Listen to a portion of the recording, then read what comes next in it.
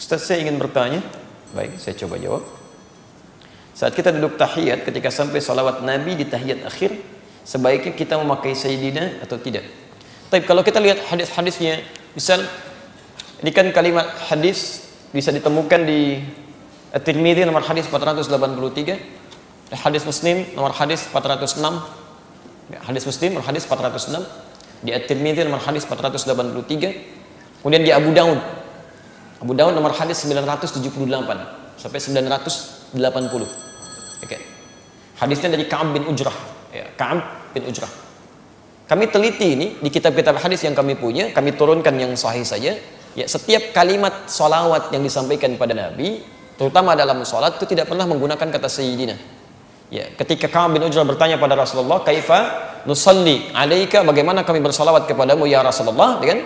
Baik, maka Nabi mengatakan, ya faqul, maka katakan, "Allahumma salli 'ala Muhammad wa 'ala ali Muhammad. Amma sallaita 'ala Ibrahim wa 'ala ali Ibrahim. Wa barik 'ala Muhammad wa 'ala ali Muhammad.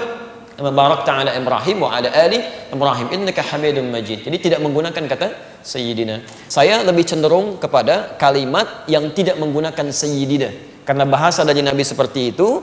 Yang kedua, salat itu petunjuknya khusus. Langsung dalilnya.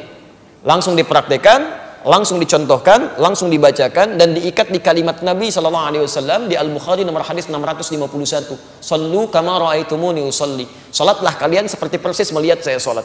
Jangankan Anda, sahabat Nabi namanya Khalad Az-Zuraiqi, dikisahkan di Al-Bukhari nomor hadis 751, 757, di hadis Muslim nomor hadis 397, babul musifis shalah, bab tentang orang yang salatnya bermasalah. Dia salat, datang ke masjid Nabi, ja rajulun ila Nabi sallallahu alaihi wasallam, fadakhala ila al-Masjidin Nabawi, masuk ke masjid Nabi, fa shalla bi jambin Nabi, salat di samping Nabi. Ketika selesai salatnya, falamma sallama yaminan wa shimala, ketika salam ke kanan dan ke kiri, faqala lahu an-nabiy sallallahu alaihi wasallam, maka Nabi sallallahu alaihi wasallam langsung berkata pada orang ini, "Shalli fa innaka lam tusalli." Salatlah kamu, salat lagi kamu, karena kamu belum salat. Kamu belum salat. Kenapa dia belum salat? Oleh Nabi dinilai belum salat padahal setelah salam. Karena cara dia sholat tidak seperti yang Nabi ajarkan pada orang ini. Ya, tidak seperti yang Nabi ajarkan. Sampai dia mengulang 3 kali, Nabi mengulangi kalimat yang sama. Sholat lagi, kamu belum sholat. Sampai kemudian dia berkata, "Ya Rasulullah, ma uhsinu ghairah."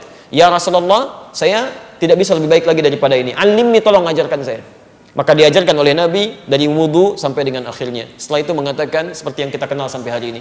"Sallu kama ra'aitumuni usalli." Salatlah kalian persis seperti melihat saya salat. Dan salatnya Nabi tidak pernah menggunakan kata Sayyidina dalam salawat dalam salatnya. Kecuali kalau di luar salat nggak ada masalah. Karena Sayyidina digunakan pada 3 hal. 1 dilarang, 2 diperkenankan. Yang dilarang itu yang mengkultuskan. Ada seorang datang kepada Nabi ingin mencari muka.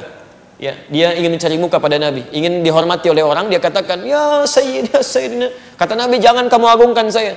Seperti umatnya Isa mengangkat Isa sampai dikultuskan nanti. Ya, Nabi menolak kalimat itu dalam konteks dia ingin mengkultuskan Nabi karena cari perhatian dari orang lain. Tapi Nabi sendiri mengatakan pada Umar, "Sayyidu qaumi," kepada Abu Bakar, "Sayyidu qaumi."